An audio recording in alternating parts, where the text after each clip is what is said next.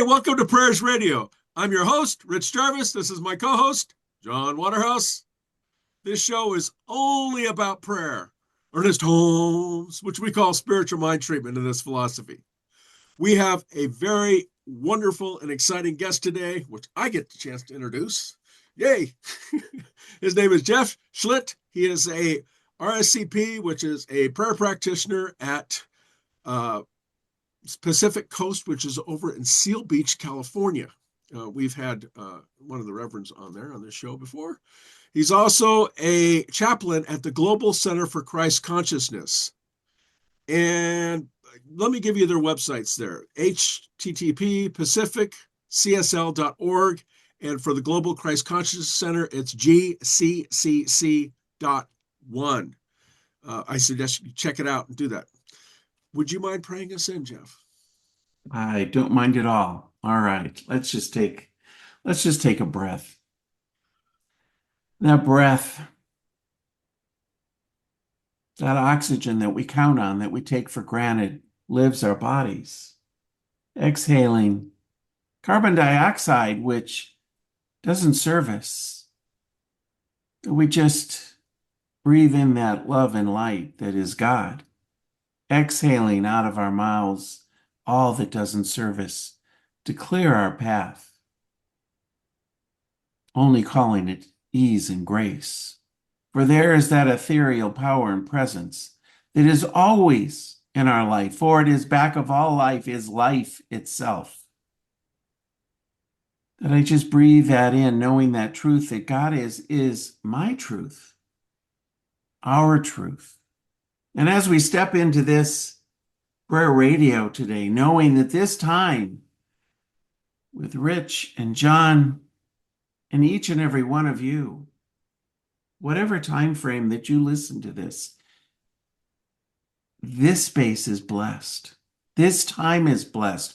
Your forward moving steps are blessed. For all that is God, whether I name it peace or love or joy, harmony, any one of those is my essence, our essence, that we move in, and that principle that I always remember, that right where God is, I am. And it is that knowingness that this time unfolds absolutely perfectly, that we just rest, we surrender, we enjoy this hour and every hour after it. And together we just simply say, and so it is. So it is. One So, of the Jeff, reasons. I'm delighted that you're here with us today. It's a delight, and we're going to have a great time in this conversation. I would like to start with a very general question about your prayer practice. Yes. So, how do you use prayer, affirmative prayer, in your life? Do beginning of the day, end of the day, when you need it during the day? What's your practice? Okay. What my practice has gone on, because it is a practice, it's like exercising a muscle, and the more you do it, the stronger you get. And so when I started, it was at certain times during the day.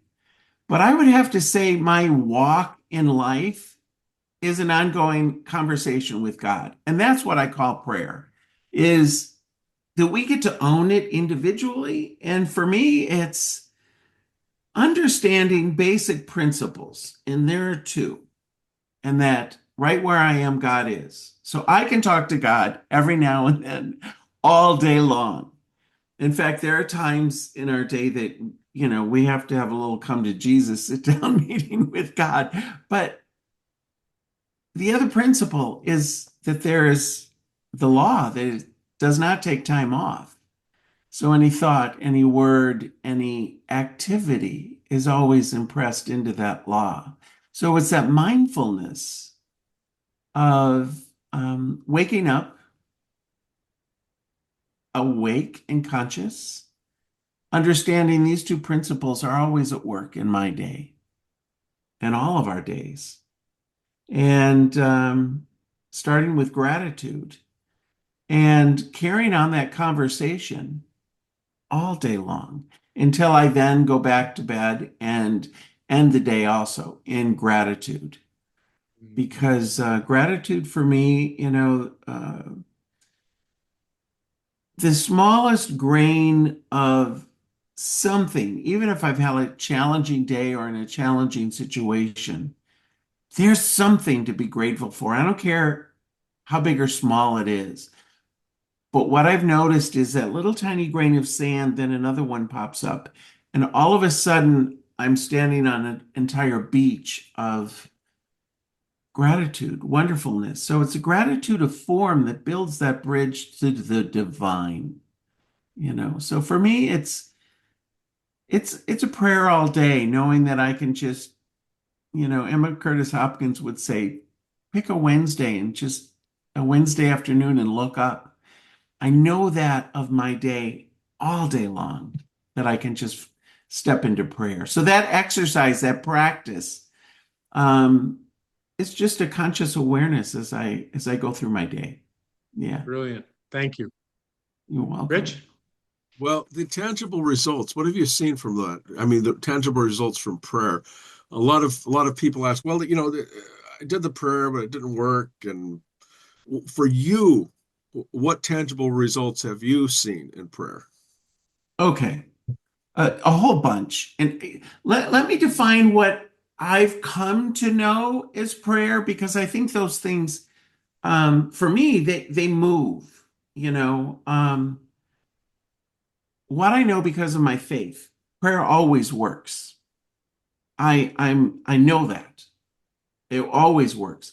What I have to surrender is what form it takes and when it shows up. Because in God, there is no time or space.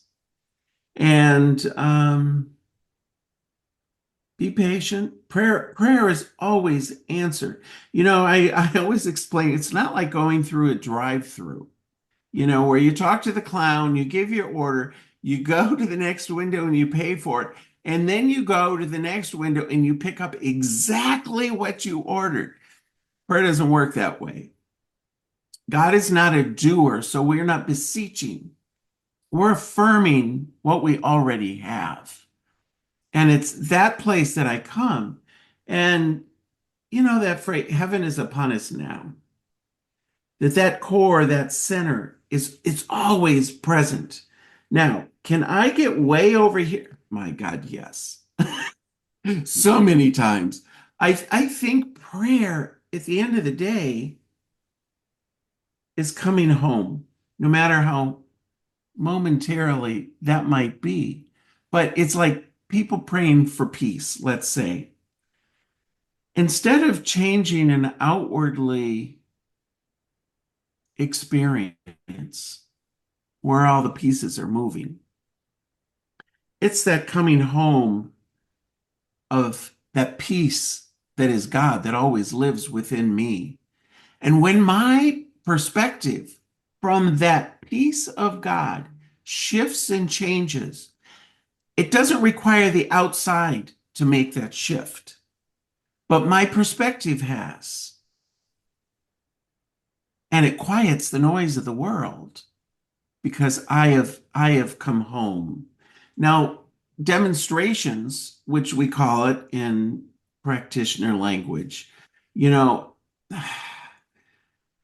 I take a breath on that because people want, are we stepping into healing or are we stepping into fixing? And if I'm fixing, I'm controlling. And I've then missed the whole point of this co-creation of God. I remember one specific incident. When I moved here to Sedona, we'd visited, oh, I don't know, 10 years prior. And so we knew people and the storekeepers and knew our way around. So it made it easy for us. And the one called me up and she said, I'm sure you wouldn't want to come and work for us 3 days a week. And it was a place, they had a healing room. And I stayed within the basics of my training and what I know prayer and treatment is. And it was wonderful because people weren't coming in always looking for a rock. Rarely was that the case. They were coming in for more. And I was able to use 6 hours a day in anchoring in being a practitioner.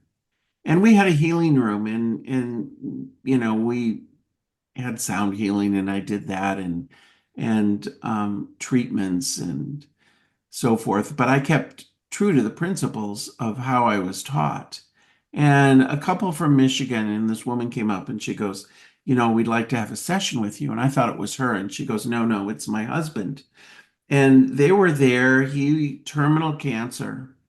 And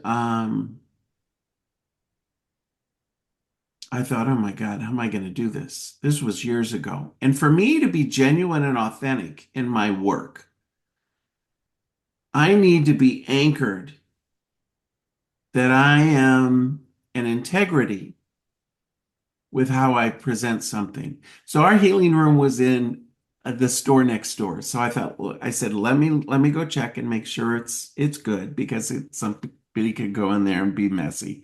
And I was having a conversation with God and I'm going, it just felt like so much responsibility. And going over there, I'm thinking, okay, give me the words, give me the words. And of course, the room was fine. So then I went back and I'm still having this conversation.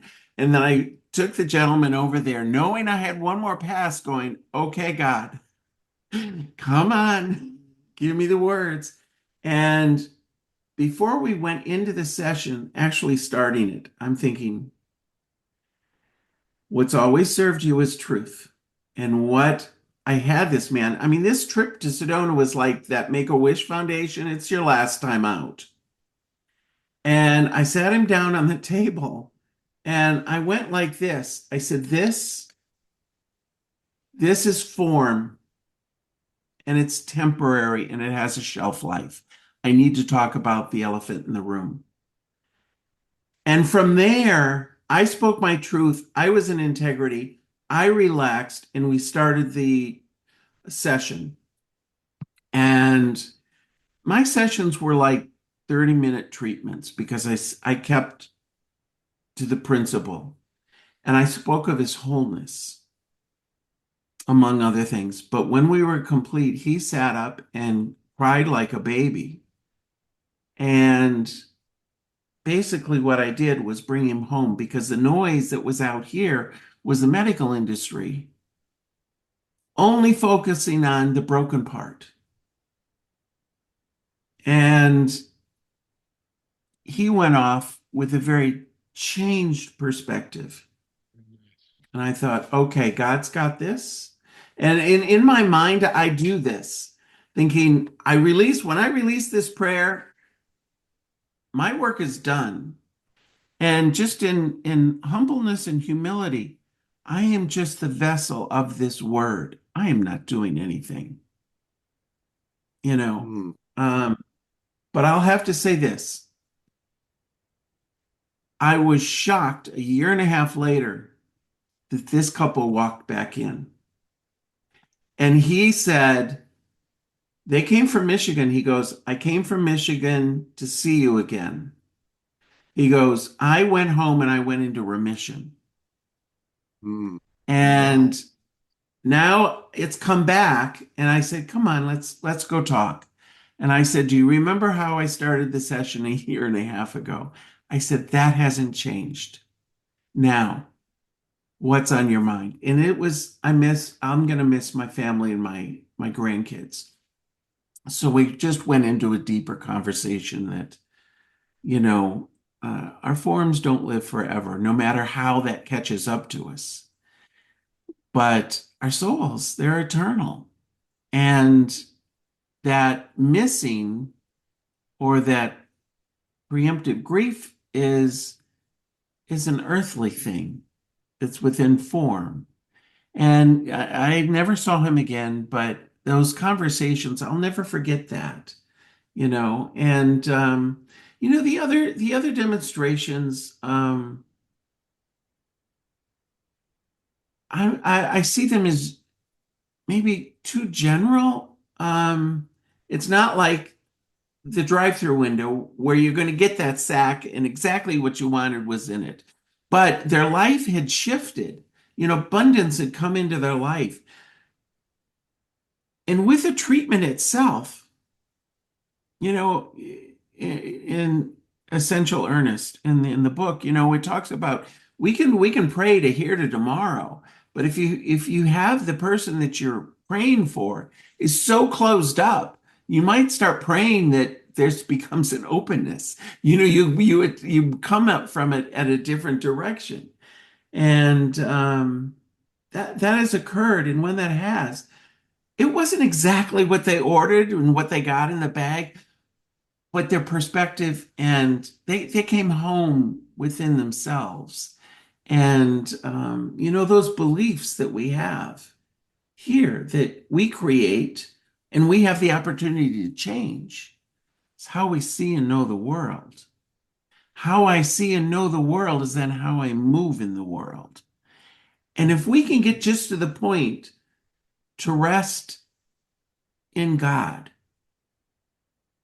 have that peace, quiet the noise of the world, have that peace be a key to the freedom to open up other possibilities. And that freedom can even find that place of rest and surrender.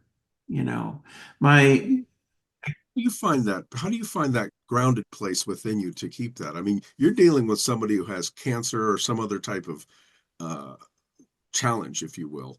How do you yeah, find that grounding space within yourself to just see beyond what's going on with that? I mean, our audience, is all different types of folks, and they're like, well, yeah. does Jeff have the golden key on this? Which you sounds like you might. No, I'm going to go back to the word practice. Yeah. Because okay, if you can remember so far back where you just come out of training and you're in that place after church where you were with the other practitioners and for the first time someone's coming to you, I was so nervous.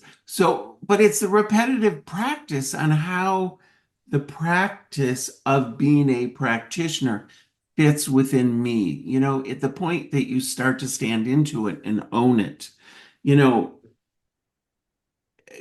we talked a little bit about before we came live of, what we used to do before and so forth. And I managed private country clubs, fairly high end. And a lot of high maintenance, and I swear to this day, it gave me great practice in learning how to pray. It's like, please let this pass. So where we came from started to give us these tools. And I remember the last time my husband got sick. That's why I left doing the store. And he started having massive seizures, and to the point where um, they were epileptic seizures, but they don't just stop. I mean, the last one he had went for 24 hours to the point where he stops breathing. This was in December of 24, and they flew him down to Phoenix, intubated, and to a trauma hospital. And, I waited in the hallway, and they were coming to tell me that he wasn't swallowing, which was a sign of, brain death. And it was Christmas time, and the halls were all decorated. So I went into ICU finally about 5 hours later, because they were trying to stabilize him. And I went in and I'm going, okay, you know, I should pray or something. I mean, this is what I do. And, I'm going to say a voice. I heard it clearly, knowing I know it wasn't audible, that said to me, stop. You know the prayer's already been said. I let alone. I relaxed. I set my bed up in the room and so forth. In fact, I think it was the second night the ER nurse, because they're always the same, or not ER, but ICU. And he goes, why aren't aren't you all excited? You know, I'm upset. I said, do you want me to be? Would that help? And he goes, oh, no, it's okay. And it's like, I never explained myself, but it was through the practice in that grounding, but in that moment that the prayer's been said, it's done. In fact, I took a picture of him intubated, and I mean, it's just really awful. And of course, they always have the big windows there. And there was actually a banner out there. And when I looked at the shot a number of months later, what I saw in the window was the word Christ, because the MAS was out of the picture, but it was him with Christ. And then that knowingness, I'm going, however this turns out, it's the right thing. So it's the practice of anchoring in prayer, finding my definition of how prayer works based on the principles of science of mind, but owning it and having it settle here, but also understanding the true definition of healing, that healing isn't fixed. And in that, for me, I find a place of surrender going, okay, it's pray and move your feet. And when you put those two together, where do you end up? And that's in your center. And now in your center, you're co-creating with God. And that's an anchor for me. But it took a long time, and I'm a work in progress. If you practice, the muscle gets stronger. And I own my understanding of the principles and how they work. And totally anchor in my faith, because that's the fire of the prayer itself. That something will happen, that prayer will be answered. And I give up and surrender on how it does, what shows up, how it's answered. Yeah. That's wonderful. Very John, well you got the said. next question. Yeah, absolutely. So thank you for those great stories and Oh your yeah. clarity around that. You serve as a chaplain these days, Jeff, and Yeah. which tells me that you're doing prayers for people who are struggling with some kind of issue.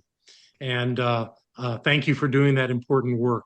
What I want to ask you is one of those questions that comes up in the structure of doing affirmative prayer, and that's where Holmes says the practitioner treats the practitioner. In that work that you're doing, what does that mean to you? I have never sat in front of anyone where in the back of my mind go, are you kidding me, God?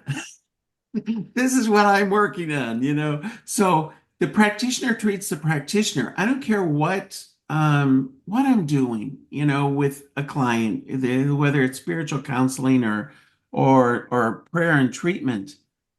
That prayer moves through me. And it's an opportunity of practice, but that practice is of a greater ownership of what prayer is, what healing is, and the practice of surrender and allowing those words to flow through me. And it kind of bounces off the client. And in that experience, I have a greater understanding of my relationship with God. Because for me, at the end of the day, that's what this is for me, is there's no beginning or ending in God. And I'm the essence of that.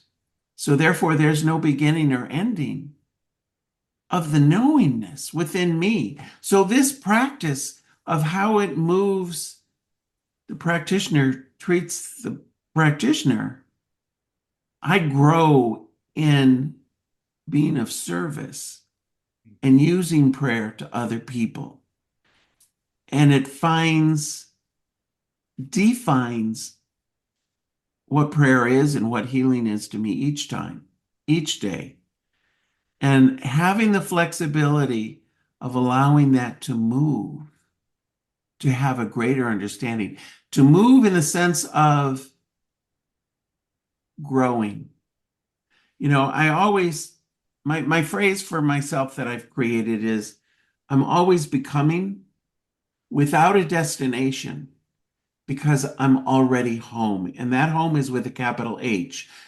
But that learning and that practice, those are like the stones that Hansel and Gretel put down to lead me coming back home, and having the experience with other people to give me the richness and greater insight of my personal conversation with God.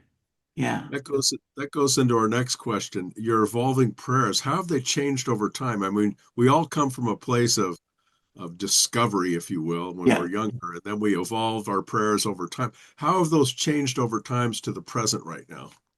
Okay. Um, right when you come out, you've got this structure, and I had a great teacher, great mentor, loved her. And I was in the steps until I had a friend, his name was James. And oh my gosh, he had so many illnesses, and he was a young man. He was 40. And I would go see him in the hospital as often as he was there. And he taught me my greatest lesson, in prayer, because he had cancer finally at the end. And I would pray for him at the end of every visit. And he would always fall asleep. So I was finishing my prayer and he had already fallen asleep. And I caught myself because I was wholeness and and I stopped. And I'm thinking, this man's prayer is not to be fixed. He wants peace. So in the practice of developing my prayer work, it's listening closer to the underlying core, but stepping into the prayer. I don't know if swimming where you can feel real relaxed, if you're in water and it's lovely and it's warm, that's what prayer is. And when you can get to that relaxed place, and I'm going to call it channel, and just find the words without fixing, without the manipulation, but to understand that the words will come. And they always do. And so I've had many occasions to have experiences that have allowed my prayer work to expand, that conversation with God to expand to a greater understanding of how it fits within my understanding of principle, to be genuine and authentic, but to be in integrity. And then letting go and letting God, knowing that that's at work and I don't take on the responsibility. Yeah. So it's again, it's in practice. Yeah. So we're at the 5 minute mark, and John, you got the next question. Oh, goodness. Let's not run too quickly into this. I'm really enjoying your concepts here. Thank you, Jeff. I'm loving that you're so against fixing, and I absolutely agree with you because truly, if we're doing the work in spirit, there's nothing broken to fix. There is what Right. is, and if there's a different desire, then we move in that direction without making what's happening right now wrong. So I appreciate the way you do that. Um, Thank you. in your personal practice, when do you know that the outcome that you have stated is manifest? Okay. I'm going to go back to where I was very, very young, earliest memory. And it wasn't the easiest environment that I grew up in. Probably not the worst either, but not the easiest. But what I truly knew that there was a greater presence and power than I was. And I had no words for it, but I knew it. And I've always, through whatever challenge, has always been cared for. But through my life growing up and through training and science of mind, I've been able to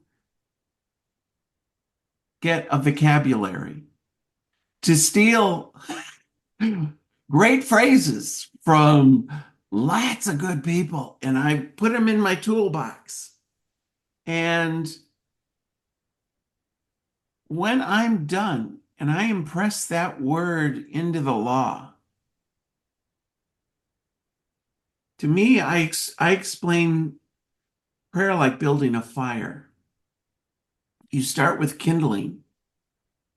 When you have that spark of causation, and then you put a little bigger log on. Yeah, I am. God is, I am.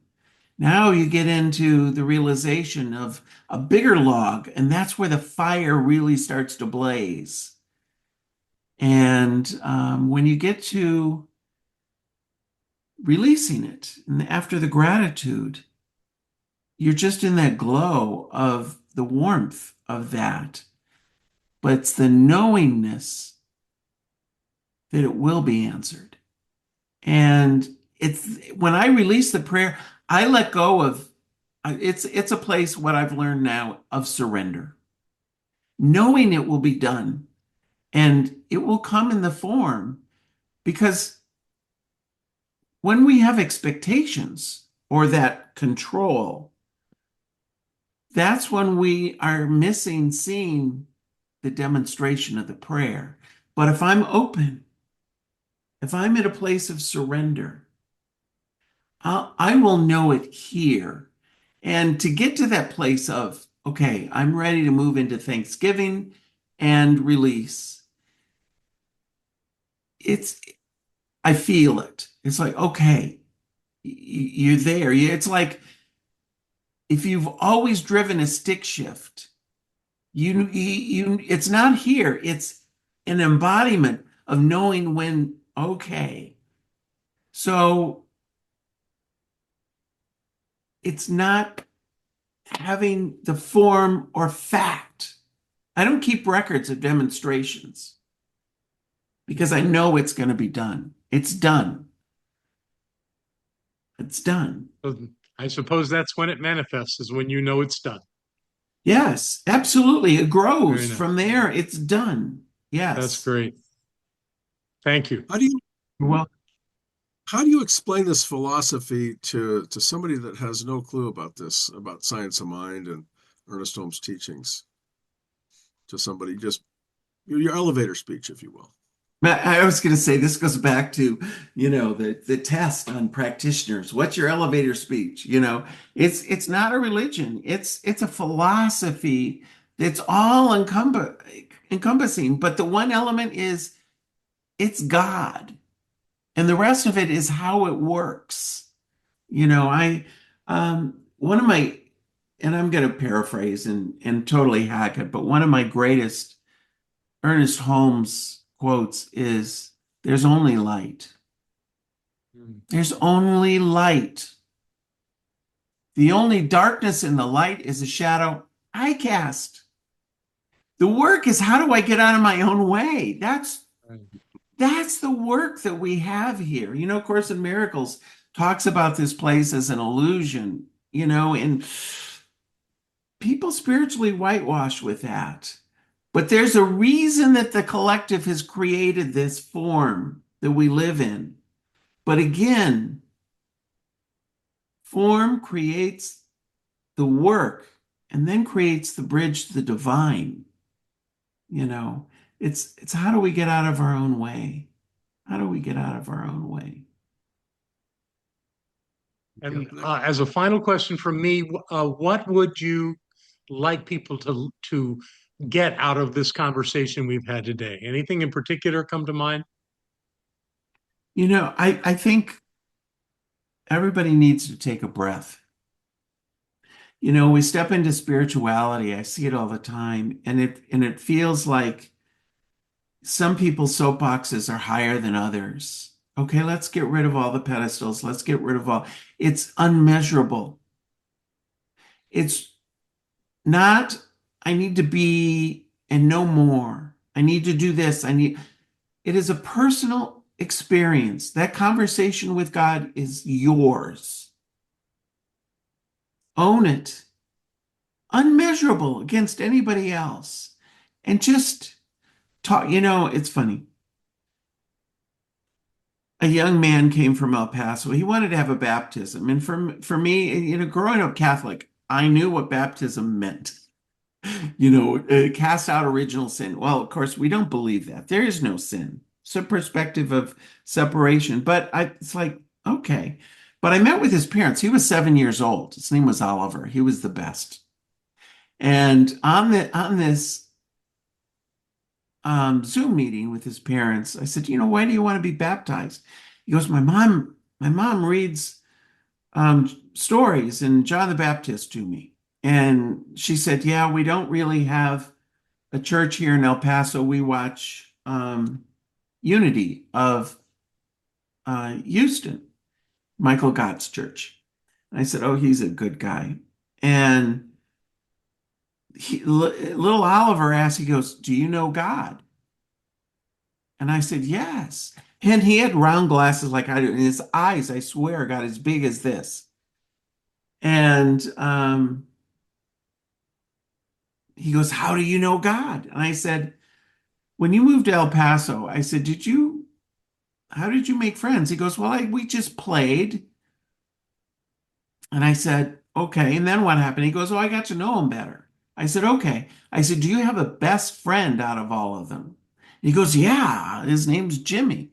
I said, how did you and Jimmy get to be best friends? Well, we played more and we have an understanding. I said, it's the same way with God. You just start out a conversation. Wherever you are, wherever you at, with no correctness whatsoever, just talk to God. And then continue that conversation, and it will grow. And you will have the greatest peace and understanding within yourself, no matter what's happening out into the world. That is your best friend. That's what I would like people to take from this. Very nice. That's awesome. Hey, they could find you at Pacific Coast Center, which is over in Seal Beach, which is pacificcoastcsl.org. Or again, you're over at Sedona, Arizona, the Global Center for Christ Consciousness at GCCC. That's 3Cs.1. And we're very grateful to have you on this show today because you bring a perspective that a lot of people want to hear about. That's great. Hey, I'm going to have John plug himself. Go ahead, my co-host. For anyone that's interested, I actually do another podcast. It's called Higher Reality on the Edge of Understanding. And if you look that up on Substack or probably any of the podcast forums, you'll find that. And there's where we talk about spirituality and science and how they coexist and how they're now reinforcing one another. It's always a great conversation. I just completed my third book. It's called Spirits Awakening. It's available on Amazon, and it's spelled spirits with an apostrophe S, so it's possessive. And you can find me at those places, and you can always find me here with Rich, which is always fun. On Prayers Radio, and we actually have all this information in the show notes so that go to YouTube, our friends at YouTube, check us out, support us, look us up, and try us out. Jeff, would you actually close us out with a prayer? I'd be happy to. I'd be happy to. So together, all of us just take that collective breath again and just rest in that place where we talk to God.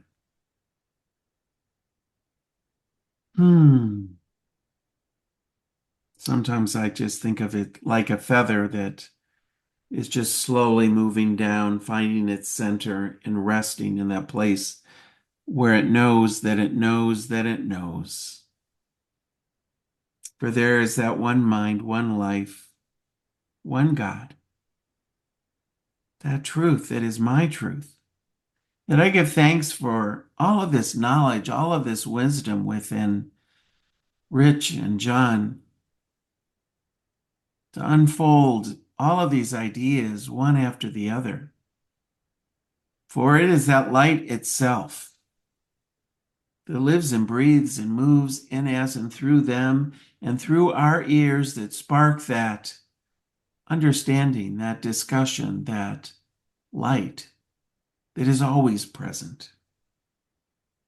For as we go our ways, that simple principle, that light, that truth, God is always with us, always for us.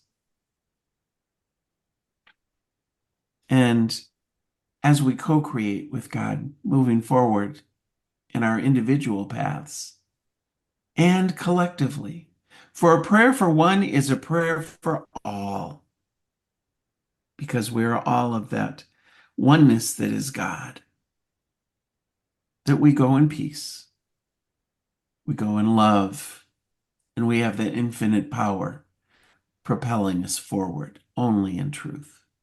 And it is in that knowingness that together we just simply say, and so it is. So it is. So it is. Beautiful. Again, thank you for joining us on Prayers Radio. Like, subscribe, or support us if you choose. And again, if you don't say a prayer, you ain't got a prayer. Everybody say bye. Bye. Your